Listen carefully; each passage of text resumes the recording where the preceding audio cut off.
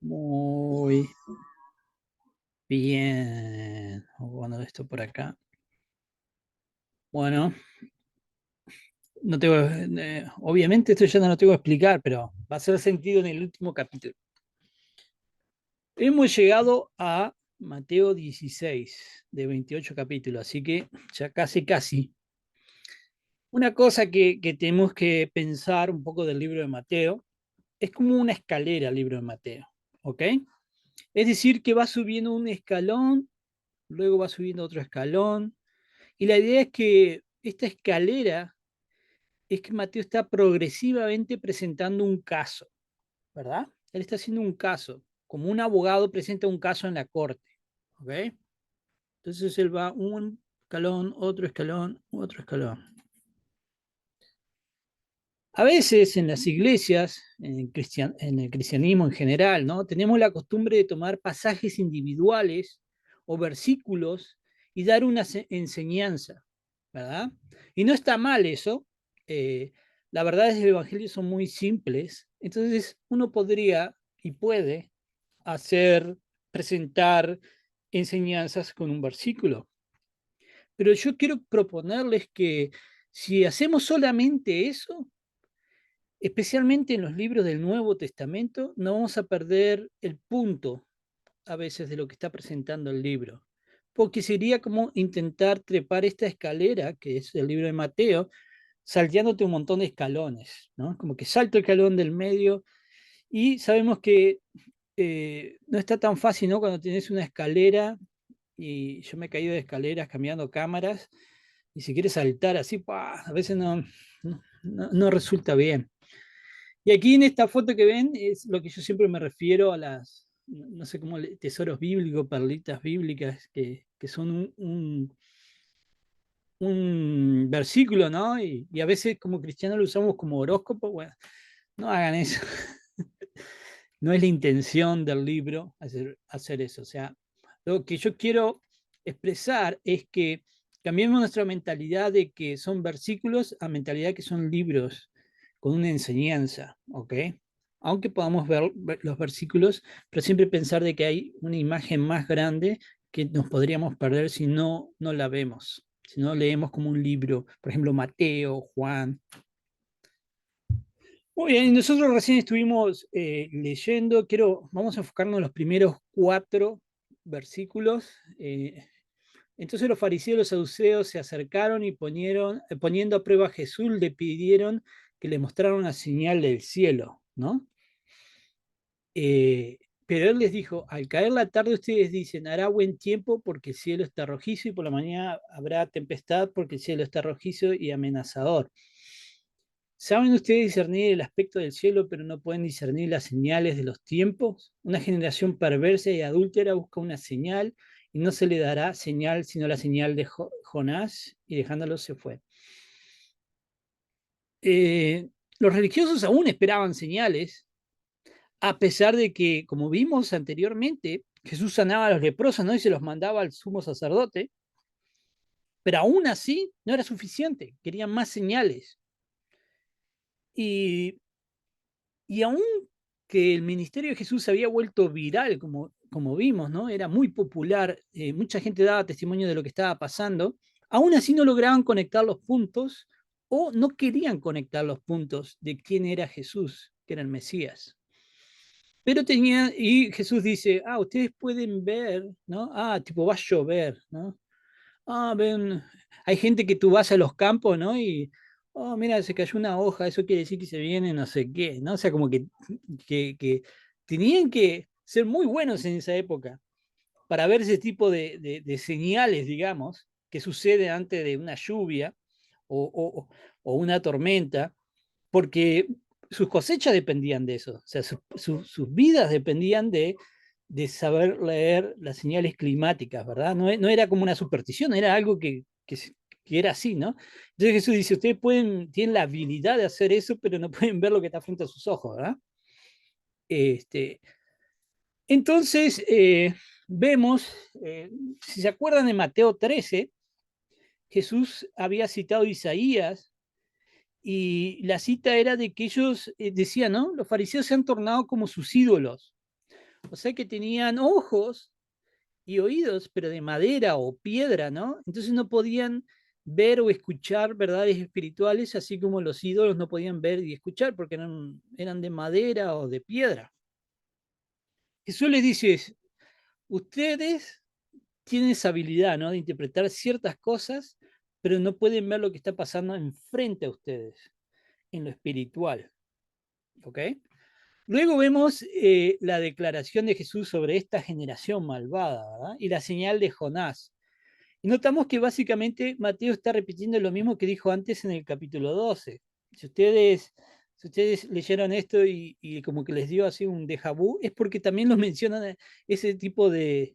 lo que dijo Jesús también lo menciona en el capítulo 12. Pero notamos que aquí Mateo omitía, es más como que en vez de ser más explicado, simplemente Jesús dice, ah, la señal de Jonás, no, no va más allá. Este, y de hecho, si nosotros vamos a otros evangelios, está esta misma parte, pero un poco con más explicación, ¿verdad? Sin embargo, cuando Mateo repite aquí ese tipo de cosas, las cuenta un poquito más resumidas, pero es a propósito. Mateo sabe esto y él está contando que cuando leemos esta parte, nos vamos a acordar de las otras partes en su totalidad. Por eso yo otra vez regreso al punto anterior. Si nosotros leemos por versículo, nos perdemos cosas, porque el autor, por ejemplo, Mateo, cuando menciona después, como ahora, ¿no? Apenas algo Jonás, él está contando de que tú leíste la otra parte de Mateo, entonces entiende de qué está hablando, ¿ok? Aquí Jesús dice eso y se va, ¿verdad? Pero en la versión anterior, en los capítulos anteriores, él explica esa señal. Y usualmente pensamos en las iglesias cristianas, especialmente en la modernidad, no antes, pero últimamente, en estos últimos siglos, usualmente pensamos de que la señal de Jonás es la muerte y resurrección, ¿verdad? Conectándolo con el pez de Jonás, ¿verdad? ¿Cuánto tiempo estuvo Jonás en el pez? 3 días, ¿verdad? 3 noches. Y hay un paralelo ahí, ¿verdad? Y está bien, eso es una buena interpretación, pero no es completa, porque también esto habla de Nínive, ¿ok? ¿Qué es Nínive? Es una nación que no es Israel, es una nación pagana, o sea, es una nación que no es judía, ¿no? ¿Y qué pasó con esta nación? Se arrepintió, ¿ok? Y cuando fue Jonás, Jonás dijo, bueno, al menos yo sé que a esto los va a partir con un fuego y se sentó a esperar, ¿no? O sea, predicó, se sentó a esperar porque dijo, no, esto es loco, nosotros escuchamos que van a escuchar esto y pum, pero sí escucharon y se arrepintieron. De hecho, se arrepintieron más que Israel mismo, ¿va? Esa es la señal de Jonás completa, no solo la resurrección, sino que el mensaje llegaría a las naciones paganas y se arrepentirían. Y si tú eras un fariseo en esa época, ibas a entender perfectamente lo que te estaba diciendo. Jesús estaba diciendo, la señal que van a tener ustedes es esa de muerte y resurrección, pero también de que los que no son judíos se van a arrepentir, ¿verdad? Se está profetizando la conversión de las naciones paganas. ¿Qué es lo que, bueno, quiénes somos nosotros? Somos esas naciones paganas, ¿no?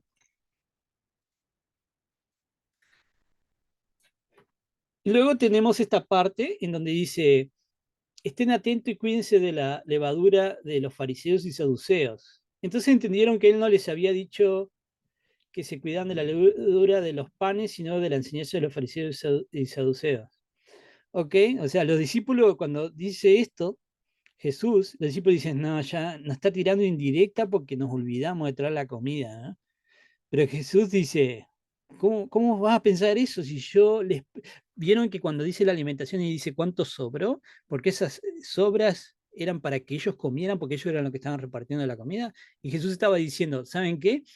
Yo proveo, y ustedes creen que yo me voy a calentar de que se olvidaron de traer los panes, o sea, como que también ustedes son de poca fe, no logran entender lo que les estoy diciendo, ¿no? Cuando dice Jesús sobre cuídense de la levadura de los fariseos y saduceos, Jesús está concluyendo que los líderes religiosos de esa época tienen cero fe. Y las enseñanzas de esos religiosos tienen cero valor. Por eso cuídense de ellas, porque no valen nada, porque no tienen fe. Y eso es una lección para nosotros también, ¿no? Cuidado con la levadura de muchos predicadores, cuidado con la levadura que consumimos en las redes sociales, ¿verdad? No es simplemente pretender ser religioso, es más que eso. La fe es más que eso. Entonces los discípulos al pasar al otro lado se habían olvidado de tomar los panes, ¿verdad? Entonces Jesús les dijo, estén atentos, ta, ta, ta, ta, y luego le dice, cuando Jesús le dice, ¿no? Hombres de poca fe, ¿no? Ustedes tienen poca fe. ¿Por qué discuten entre ustedes que no tienen pan? Si yo proveo, ¿ok? Entonces los líderes religiosos tienen cero fe y los discípulos tenían poca fe, ¿ok? ¿Qué significa eso? No sé si ustedes vieron los dimmers, no sé si dice acá los dimmers, que la luz baja y sube, ¿verdad? Bueno, es como un dimmer con la luz, ¿verdad? En el caso de los discípulos, la perilla, ¿no? Está más cerca de lo apagado que lo que está prendido, ¿verdad? Pero hay una luz, apenitas, ¿no? Como que bien ahí abajo, pero al menos hay una luz, ¿ok? Mateo está exponiendo todo esto para que recordemos que los líderes religiosos no tienen fe. Y los discípulos a esta altura tenían poca fe. No, ¿por qué? Porque no logra entender qué realmente está pasando frente a sus ojos. Los fariseos no lo entienden y los discípulos apenas entienden. ¿Nosotros estamos en esa categoría? ¿Nuestras generaciones están en esa categoría? De hecho, nosotros tenemos más revelación que todas las otras generaciones hubieran imaginado poder tener. Porque nosotros estamos del otro lado, ¿verdad? Ya sabemos qué va a pasar con Jesús, sabemos qué es lo que va a suceder después, sabemos quién es Jesús, ¿verdad? Pero la pregunta no es tanto qué tanto sabemos, pero realmente entendemos todo eso realmente. Entonces, yo voy a tomar así como que, en mi opinión, que decir que nuestra generación también tiene poca fe. Y esa fe va creciendo con nuestra relación con Dios. Y cuando nuestra fe es completa, al final, cuando regrese Jesús, ahí va a estar completo todo. ¿Ok? Es como que vas hacia allí.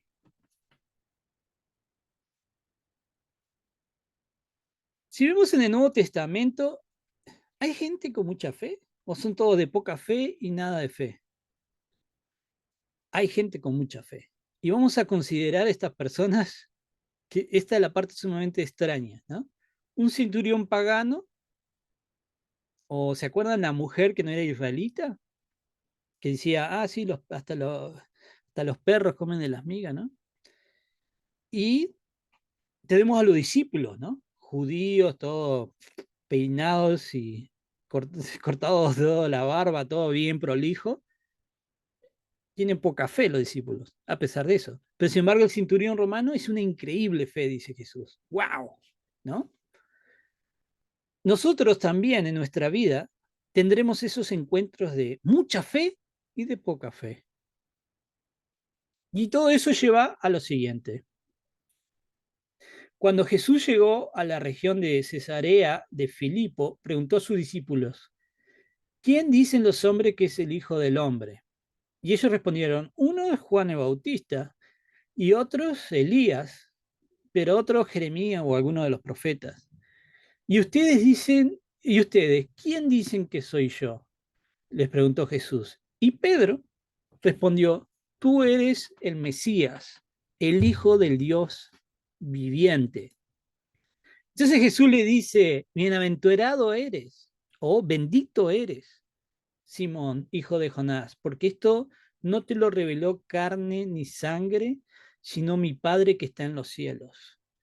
yo también te digo que tú eres Pedro, y sobre esta roca edificaré mi iglesia, y las puertas del Hades no prevalecerán contra ella. Yo te daré las llaves del reino, y lo que ates en la tierra será atado en los cielos, y lo que desates en la tierra será desatado en los cielos. Entonces ordenó a los discípulos que nadie dijera, que a nadie dijeran que él era el Mesías. Es interesante que Jesús no les pregunte a quién dice la gente quién es Jesús. ¿Notaron eso? Él dice quién es el Hijo del Hombre. ¿Ok? Y ya hemos hablado de la profecía de Daniel 7 que nos cuenta sobre la visión, ¿verdad? Sobre el Hijo del Hombre, que se le dio la autoridad sobre todo, ¿verdad? Si tú no conocieras Daniel 7 o si no hubiéramos hablado de Daniel 7, no íbamos a entender esta pregunta. Jesús automáticamente asume ese nombre para sí mismo. Yo soy el Hijo del Hombre, ¿verdad? Algunos decían que era Juan el Bautista, ¿no? Es natural ya que los mensajes de los dos, si miramos la prédica de Juan el Bautista, son muy similares a la de Jesús. Luego tenemos a Elías, que se acuerdan que fue también a Sidón y ayudó a una viuda, y Jesús hizo lo mismo. Por eso algunos decían, ah, este es Elías, porque está haciendo el mismo ministerio que Elías, ¿verdad? Jeremías, por ejemplo, llora por Jerusalén y predice que será destruida por una fuerza extranjera, o sea, los babilonios. ¿Y qué hace Jesús? Lo mismo, llora por Jerusalén y predicía su pronta destrucción, igual que Jeremías. Pues algunos decían, este se me hace que es Jeremías. ¿Qué otros profetas puede ser? Bueno, como Jonás, porque Jesús, ¿se acuerdan que la tormenta estaba durmiendo? Y, digamos, Jonás también estaba durmiendo durante la tormenta en el bote, y ambos calman las tormentas. Claro, uno tirándose del bote y Jesús simplemente hablando, ¿no? Pero es algo similar. Jesús es mejor que Jonás. No se tiene que tirar del bote, ¿no? Moisés, ni que hablar. Hay muchísimas referencias para mencionarlas todas, ¿verdad? Básicamente la gente está concluyendo que alguien del Viejo Testamento ha resucitado. Había una expectación del retorno de Elías, por ejemplo, hay una profecía. Y uno de los líderes, ¿se acuerdan de que el rey Herodes pensaba que Juan el Bautista había resucitado después de que... Entonces, a todo esto Jesús dice, ¿y ustedes? ¿Y cuál fue la respuesta? Tú eres el Mesías, el Hijo del Dios viviente. Notemos que son dos declaraciones. Primero, Cristo, nosotros usamos mucho Cristo, Cristo, Cristo. Cristo es la palabra griega para Mesías. O sea, Mesías en griego es Cristo. Que a la vez, Cristo y Mesías, ser Mesías significa el ungido. ¿Ok? Y durante el Viejo Testamento había una expectación mediante el simbolismo, como habíamos hablado de tipos y antitipos, ¿verdad? De la gente que fue ungida, de que habría uno que sería el ungido. Entonces había Mesías, ¿no? David, por ejemplo, pero con la expectación de que habría uno que sería el Mesías con mayúscula, ¿ok? Y Pedro dice, tú eres ese, el Mesías con mayúscula, eres tú. Pero esta parte de declaración no es nueva, porque si nosotros vamos, por ejemplo, a Juan capítulo 1, ahí dice que Andrés, hermano de Simón Pedro, fue a buscar a Pedro y le dijo, hemos encontrado al Mesías, ¿verdad? O sea, busca a Pedro y le dice, él es el Mesías, vamos. Entonces, cuando Pedro dice, eres el Mesías, realmente no era nueva información. Ya eso se había establecido de que él era el Mesías, por eso estaban ahí. Pero la parte de el Hijo del Dios viviente, esa es la parte que tenemos que mirar, es la combinación de las dos declaraciones. Tú eres el Mesías, y en el Viejo Testamento los Mesías o ungidos eran humanos, ¿ok? Y se murieron, ¿verdad? Y vino otro, ¿verdad? Y la gente dice, se me hace que Jesús es uno de esos Mesías que se murieron y resucitó. Pero Pedro como conocía la profecía de Daniel 7, sabe que el Hijo del Hombre no es humano, es Dios mismo. Entonces Pedro lo que está diciendo, tú no eres un ungido o un profeta, tú eres el ungido, el Mesías con mayúscula, el Dios humano. Es decir, el Mesías que iba a venir iba a ser el mismísimo Dios, y esa es la conclusión que pone Pedro. ¿Sabes qué? Tú eres Dios, por eso tú eres el Mesías con mayúscula. A veces nosotros no notamos ese tipo de cosas cuando leemos eso. Entonces Jesús le dijo, ¿no? Bendito eres. ¿Verdad? Porque no te lo reveló, o sea, no se te ocurrió a ti, fue Dios mismo que te lo reveló, ¿verdad? Esto te lo reveló Dios porque llegaste a la conclusión correcta, la cual no era obvio en el Antiguo Testamento. El hecho de que Dios mismo iba a ser el Mesías no era obvio en el Antiguo Testamento, así demasiado obvio. Uno lo puede sacar, pero no es tan obvio. Nosotros porque tenemos más información, ¿no? Y sabemos dónde buscar. De hecho, no era obvio para la mayoría de los que estaban ahí. Y esa conclusión es que el Mesías que todos estaban esperando es el mismo Dios. Pedro le dijo, oh, ahora entiendo, el Mesías es Dios y tú eres ese Mesías. Y eso es lo nuevo y eso es lo que comenta Jesús. Dice, wow, por fin, ¿no?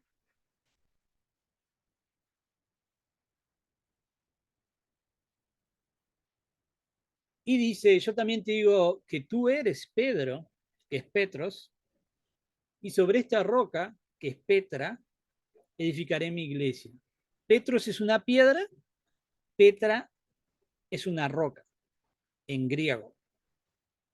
Y eso se pierde en esas traducciones. Es un juego de palabras. Cuando tú lo lees en griego, como que tú ves ese juego de palabras. Ah, tú eres Petra, pero en este. Tú eres, tú eres Petros, pero en esta Petra, ¿no? Como que es un juego de palabras. Y hay muchas cosas así en la Biblia, en hebreo y en griego. Y nosotros, como claro, como nosotros usamos español, se pierden ese tipo de juego de palabras. Pero es como un. No sé decirlo como poético, pero está ahí, ¿verdad? Y te llama la atención. Jesús dice, te digo que tú, así que está hablando directamente a Pedro. Y es a Pedro que le dice, tú Pedro, atarás y desatarás. Recuerden esto, esta parte de que le dice a Pedro exclusivamente, porque lo vamos a ver en el capítulo 18, y cuando llegue el capítulo 18, yo voy a referirme a esta parte. Cuando me refiero a decir, ¿se acuerdan? No, espero que se acuerden. Entonces, ¿cuál es la roca? Y ¡fua! Si habrá teorías sobre esto. Denominaciones se han creado basados en teorías sobre esto. Pero el que tiene la respuesta es el mismo Pedro. Y vamos a preguntarle a Pedro qué significa eso. Y vamos a primera de Pedro. Él dice, y viendo a él como una piedra viva, desechada por los hombres, pero escogida y preciosa delante de Dios, también ustedes, como piedras vivas, sean edificados como casa espiritual para un sacerdocio santo, para ofrecer sacrificios espirituales aceptables a Dios por medio de Jesucristo. Pues esto se encuentra en la escritura. Yo pongo en Sión una piedra escogida, una preciosa piedra angular, y el que crea en él no será avergonzado. ¿Ok? Ese precioso valor es, pues, para ustedes los que creen, pero para los que no creen, la piedra que desecharon los constructores, esa en piedra angular se ha convertido, y piedra de tropiezo y roca de escándalo, pues ellos tropiezan porque son desobedientes a la palabra y para ello también estaban también destinados. Pedro usa otra palabra para piedras aquí. Como habrán notado, yo puse entre paréntesis, es letos. Pero cuando llega a describir a Jesús, usa la misma palabra a propósito que dijo Jesús, Petra, ¿verdad? O sea, Petra, la roca es Jesús. Así que la conexión que hace Pedro, que el Mesías es realmente Dios mismo, una conexión que no habían logrado hacer otros y que Dios mismo reveló a Pedro. Y esa conclusión es la llave para abrir, esa conclusión es como una llave, ¿no? Para abrir el reino de vida. Y ese conocimiento es la llave que abrirá el reino de Dios, ¿no? El reino de los cielos, ¿ok? Esa llave no es algo exclusivo de Pedro, pero es el que la tiene en este momento, porque es el único que hizo la conexión. Y vamos a ver en el capítulo 18, como dije, qué sucede con esto, qué sucede con esa llave. ¿Ok? Por ahora la tiene Pedro, y con eso abre el reino de Dios a otros, porque tiene ese conocimiento. ¿Ok? Y luego llegamos a esta parte que dice, y yo también te digo que tú eres Pedro y sobre esta roca edificaré mi iglesia y las puertas del Hades, a veces le ponen infierno, no la dominarán. Y este pasaje se ha predicado como 1 millón de veces. He escuchado, se habrá escuchado este pasaje y habla, ¿no? De que las puertas del infierno, ¿no? Me acuerdo de las iglesias que pentecostales y todo eso, y otras iglesias, ¿no? Pero digamos, es muy usado este pasaje, pero yo quiero intentar aclarar qué quiere decir esto. Hay un pensamiento más profundo acá que nosotros nos perdemos porque tal vez no conocemos la historia muy bien, el contexto histórico. Entonces, quiero que vean esto. El reino de los cielos es descrito como una ciudad, ¿verdad? Con puertas, ¿verdad? Igual que el Hades. Por ejemplo, Lot, ¿se acuerdan? Estaba en las puertas de Sodoma. Cuando a veces nosotros decimos, estaba en la puerta de Sodoma, ¿no? Y como que te imaginabas ahí con una sillita tomando mate al lado de la puerta, ¿no? Como hacen, ¿no? A veces. Pero no, cuando se refiere a la puerta, no era simplemente una puerta, sino toda una sección que era la puerta, ¿ok? Y ahí solamente, o sea, ahí era donde estaban los líderes que se sentaban por ahí o estaban por ahí, porque ellos eran los que iban a recibir a alguien y estar en las puertas, digamos, de la ciudad. No solo te decían, este es un líder de la ciudad porque está aquí en la sección de la puerta, sino también, es un sinónimo de sabiduría, ¿no? Como que una onda, esta persona tiene influencia. Y Lot, por ejemplo, era uno de ellos, ¿ok? Entonces Pedro, que hizo la conexión de que, el Mesías es Dios, tiene la habilidad, con ese conocimiento, esa sabiduría, para abrir las puertas de la ciudad del cielo. Él está a las puertas, ¿ok? Para recibir a otros, como Lot, ¿verdad? En el caso de Sodoma, ¿verdad? Y dice, entonces es la puerta de vida, ¿no? Porque es el reino. Y acá nos dice Jesús que todas las sabidurías en las puertas de Hades y del mundo combinadas no podrán callar esa verdad. Esa verdad que tiene Pedro no va a poder ser silenciada, ¿ok? Las puertas del Hades no van a dominar esa verdad, no la van a tapar, no la van a esconder.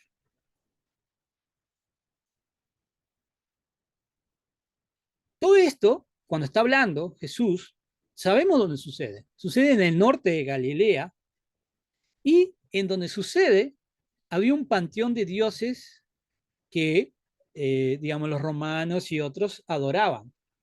Había muchos templos de diferentes dioses y Jesús iba con sus discípulos por ahí, ¿no? Pero había un templo en especial que fue construido por Herodes.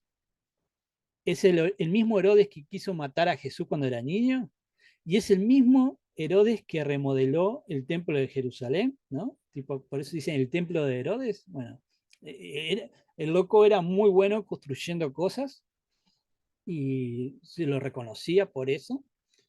Entonces, ¿qué hizo Herodes? Hizo el templo en Jerusalén al sur, ¿ok? Pero en el norte también construyó varios templos, ¿ok? No solamente hizo el templo de los judíos, sino hizo el templo de dioses paganos. Pero hay uno en particular que lo hizo ¿a quién? A Augusto César.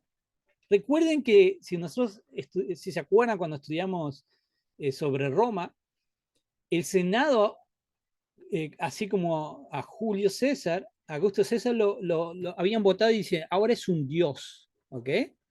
Así que Herodes, como no era tonto, le hizo un templo ¿a quién? A Augusto César. Entonces había un templo de Augusto César. De hecho, vamos a ver ese templo. Acá, como verán, es una reconstrucción de cómo originalmente se veía, y acá es como se ve ahora, ¿no? Está totalmente en ruinas, ¿no? Nosotros sabemos, como un hecho, de que Jesús estaba, imagínense, caminando por acá cuando en el panteón pagano, cuando Pedro tuvo esa revelación, ¿verdad? Hace esa conexión de que el Mesías es Dios mismo. Y estaban caminando por acá adelante. ¿Ok?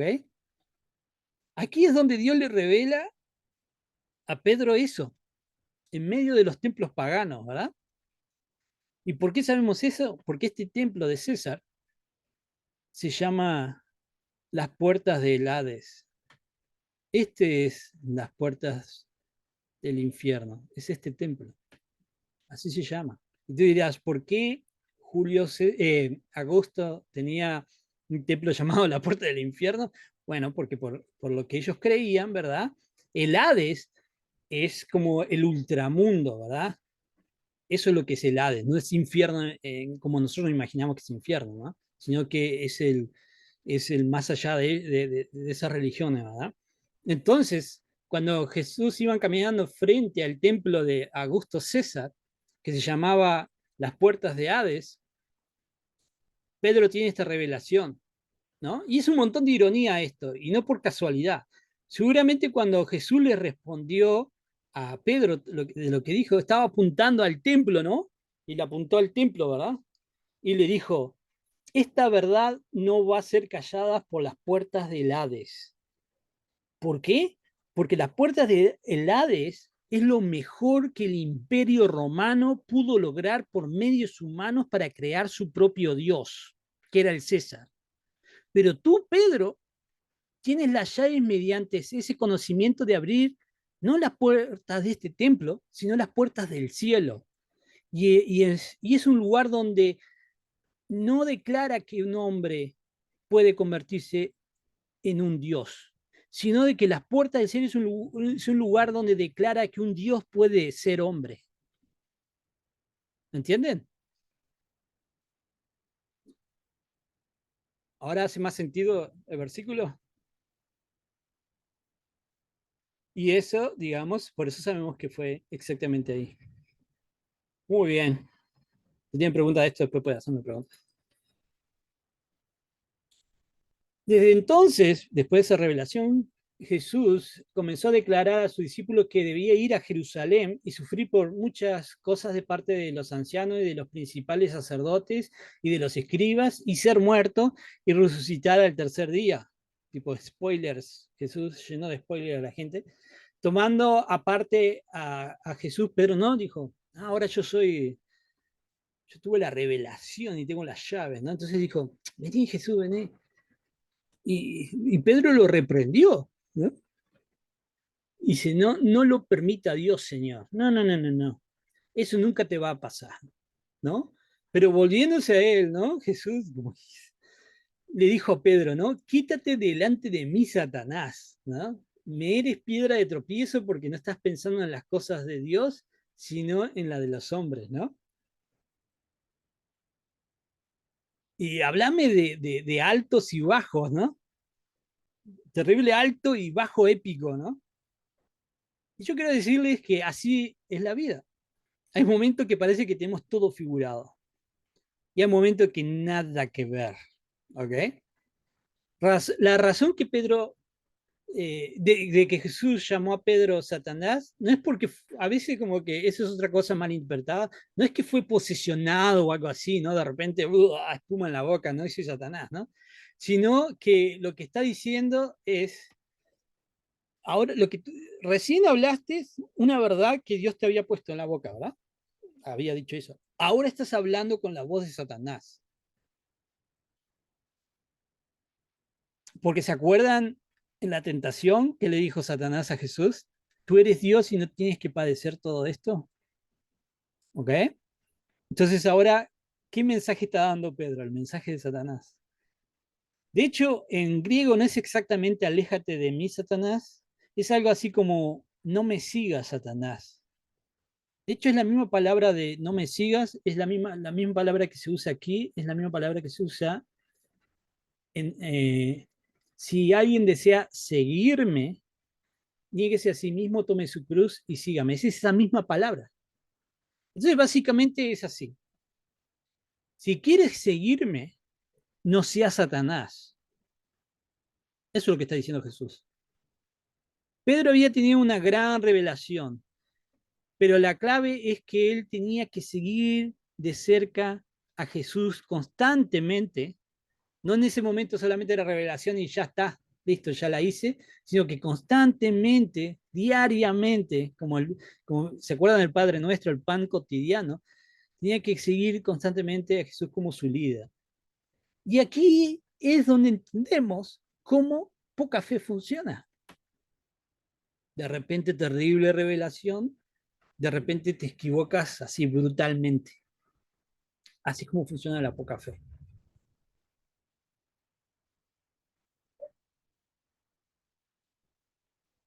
Luego vemos que dice, ¿de qué le sirve ganarse al mundo entero y perder la vida eterna? ¿Habrá algún valor terrenal que compense la pérdida del alma? Y habíamos dicho de que Jesús está frente al templo de Augusto, diciéndole todo esto a los discípulos. Entonces cuando dice, ¿de qué le sirve ganarse al mundo entero y perder la vida eterna? ¿De quién está hablando Jesús? ¿Quién se había ganado a todo el mundo? El César. César había conquistado todo el mundo. El César había conquistado a todo el mundo. Se había por ley hecho Dios y sin embargo perdió su alma. Ojalá nosotros podamos aprender una lección sobre todo eso. Y con eso concluimos en el día de hoy. Y si tienen alguna pregunta.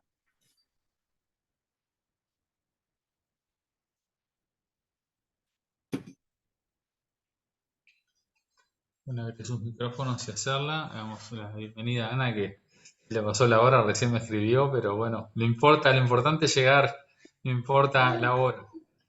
Así que Hola, buenas mañana. tardes. Sí, me voy a mirar la grabación. Me voy a mirar la Bien, grabación igual, después, porque me parece muy enriquecedoras las instancias. Y quedé con pena hoy porque justo fue un día bastante agitado. Y cuando quise acordar ya era -10, 9 menos 10. Estoy con mi suegra acá y digo, ¡ay! Digo, me olvidé pasó la hora. Y José Luis está en Montevideo, debe estar, también vi que no entró. No he hablado con él, tampoco debe estar en la vuelta ahí también, en las últimas. bien. No, después va a estar en YouTube, así que se puede ver perfectamente. Varias veces, si no quedó claro.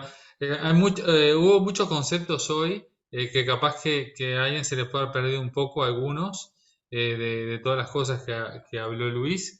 Eh, por eso a veces es difícil formular una pregunta si, digamos, si no quedan claros algunos conceptos. Yo les recomiendo que esta especialmente la miren de vuelta en YouTube, porque está muy buena y tiene mucha cosa que puede servir. Hubo mucha información y me parece que está como para mirarla de vuelta y capaz que ahí surge alguna pregunta para la próxima. Porque me pareció eso, como que hay muchos conceptos, cosas que hay que recordar de lecciones de capítulos pasados, y más lo que se habló en este, entonces como que hay que hilvanar todo eso y ta. Yo no quiero decir, no quiero decir nada, pero no quiero entreverar más, pero me parece eso, recomiendo eso que se mire de vuelta y que Me de gusta repente y ahí pueda darnos. suscríbanse. Eso es lo que No, puede haber alguna duda, ahora sí, la pueden pueden largar nomás. preguntar. ¿Cómo estás, Luis? ¿Estás bien? Está bien. Sí. Bueno, si no hay más preguntas, bueno, no hubo preguntas. A ver, Wilson levantó un dedo. Estaba saludando. No, hablando con mi esposa acá. No, yo a mí me encanta el estudio y disfruto y aprendo. Nada más, todo en Bueno, orden. Y faltó José. Luis, te faltó Y José, que es el de las preguntas. José, se lee las preguntas. El que siempre ahí abre vamos a sacar con, un caso y con sacar alguna todas pregunta. estas preguntas, ¿no? Pues bueno, qué Sí, bueno que han llegado hasta aquí. Vamos en el 16. próximo va a ser el 17, obviamente, pero digo, queda poquísimo. Y cuando terminen van a decir, wow, no van a ver Mateo como antes, lo van a ver de una forma diferente. Sí. Yo creo que ya no se ve como antes, ya se ve de manera diferente. Creo que Yo lo veo diferente, veo un antes y un después con el estudio de Mateo. Ah, Eso que me considero bastante, o sea, ignorante, o sea, no sé mucho, pero por eso me gustan estas instancias porque en realidad uno a veces depende de la lectura o del día que estés, a veces como que la Biblia te habla según lo que estás viviendo, ¿no? Entonces estas instancias, tener otras, eh, tener un estudio de alguien que sabe, o sea, como que te guía un poquito más y para mí sí es un antes y un después, Mateo. qué bueno. sobre todo para Ana y para Víctor, de repente no tienen tanto tiempo, tantos años, tanto conocimiento bíblico, les puedo decir que tampoco digamos, normal encontrar este tipo de estudio tan profundo en las iglesias, ¿no? Generalmente no se hace a tanta profundidad y claro, ustedes de repente no se dan cuenta, capaz que piensan que es así siempre, pero en realidad este estudio tiene profundidad y se habla sobre cosas que a veces simplemente lo único que se hace es sacar las enseñanzas cotidianas o cosas para la vida, que también está bien, pero esto te da un poco más de contexto para que vos te des cuenta de que esto apunta hacia un lado y apunta muy firme hacia un lado. Me gustó mucho la parte de la fe, sobre el tema de la poca y la mucha fe, de eso del dimmer de la fe. Y que claro, es un tema que tenemos que reconocer. Uno de las cosas que tiene que reconocer es que uno es de poca fe, ¿no? Que uno tiene poca fe, que uno debería afirmarse en estos conocimientos. No siempre el conocimiento es sinónimo de mucha fe, al revés. A veces mucho conocimiento es hasta perjudicial para algunas personas. No quiere decir que para todos, pero sí la fe tiene que estar puesta en Cristo y estas cosas están indicando, apuntan siempre hacia Cristo, que Él es la roca, que Él es quien tenemos que tener nuestra fe. Así que excelente el estudio de hoy, que sigamos así hasta el final. Ya, bueno, capaz, no se va a quedar igual, va a quedar en YouTube ahí, igual lo corta ahí, pero aprovecho para recordarles a todos del